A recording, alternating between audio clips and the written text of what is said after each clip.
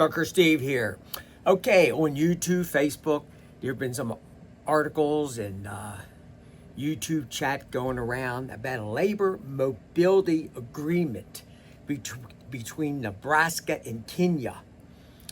And it was signed to agreement was signed to address the truck driver shortage in Nebraska. This agreement allows Kenya truck drivers to work in Nebraska and potentially throughout the United States. That's an if, not too sure. So, and the number of Kenya drivers was not given.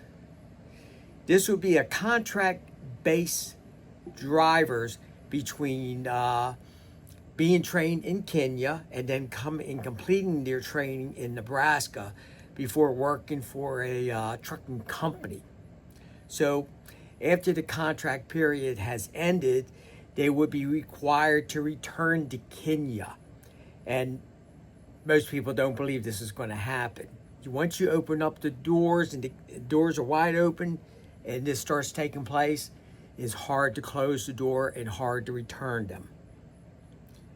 It might mean well, they might have good intentions, but this can lead to big problems. So let's go on. This program, as some will say, might start with trucking, but some say it is intended to expand into farming, manufacturing, healthcare, and maybe into education. And some people can deny it, but once you open up the doors, this is where it may lead to. As I said on several of my videos, CDL schools, mega trucking companies, American Trucking Association, government leaders, they need to push the narrative that in the United States we have a major shortage of tractor-trailer drivers. They need government funds, these groups. This narrative keeps new CDL students coming into the CDL schools. Mega carriers can also keep receiving grants and keep replacing the new drivers coming out of CDL schools who quit after 1 year or less. It may also help be keeping what mega carriers pay to these new CDL drivers, keep the pay rate low. The problem is no one is addressing the reason or the reasons why new CDL students quit after 1 year of working for a mega carrier. They will not demand that the FMCSA fix the problems that was caused by the FMCSA. You had the entry-level driver training program, which was well-written and was a good program. And then before the ink was dried, they realized they needed to get more drivers in the driver's seats, and they had to water down that program. They still have the writing still on there, the entry-level driver training. They use what they need to use, but most of it's been watered down or just not enforced.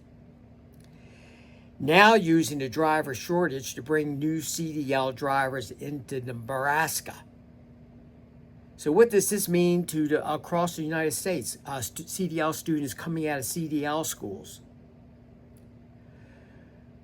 Or government doesn't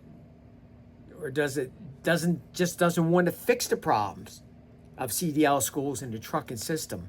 So we know what a lot of problems are, but maybe government people, American Truck and the mega carriers, maybe they just don't want to fix this because it's not in their best interest to fix it.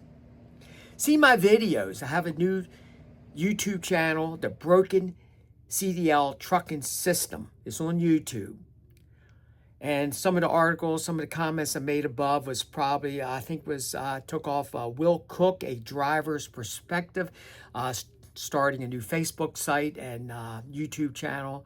So you might want to check out his perspectives about the trucking industry.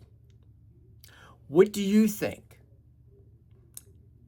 Put your comments below. Try to support my new channel.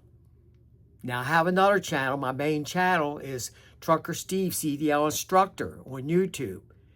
And personally, I made the second channel because this is so discouraging to the students in CDL schools. That's the reason why I'm putting not only my content down, I'm sharing other YouTubers who have the same